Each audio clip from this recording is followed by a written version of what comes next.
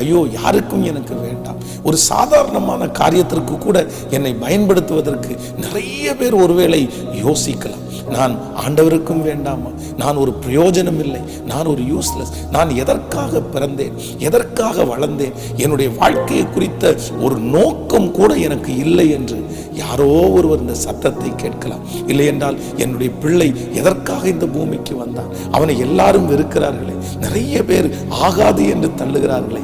ஆனால் கர்த்தர் வாக்கு கொடுக்கிறார், ஆகாது என்று தள்ளின கல்லை மனிதர்கள் சாதாரணமான இடத்திற்கு பயன்படுத்தலாம், ஆனால் நீங்களும் நானும் ஆராதிக்கிற கர்த்தர் ஆகாது என்று தள்ளின கல்லை தலைக்கல்லாய் மாற்றுவார். நீங்க கொஞ்சம் யோசித்து பாருங்களேன், யாராவது ஒருவர் ஆகாது என்று தள்ளினதை ஒரு முக்கியமானதாய் மாற்றுவார்களா? கண்டிப்பாக மாற்ற மாட்டார்கள். ஆனால் கர்த்தர் சொல்லுகிறார், நான் மாற்றுவேன். அது அநேகருடைய கண்களுக்கு ஆச்சரியமாயிருக்கும். யாராவது வந்து பார்ப்பார்கள்,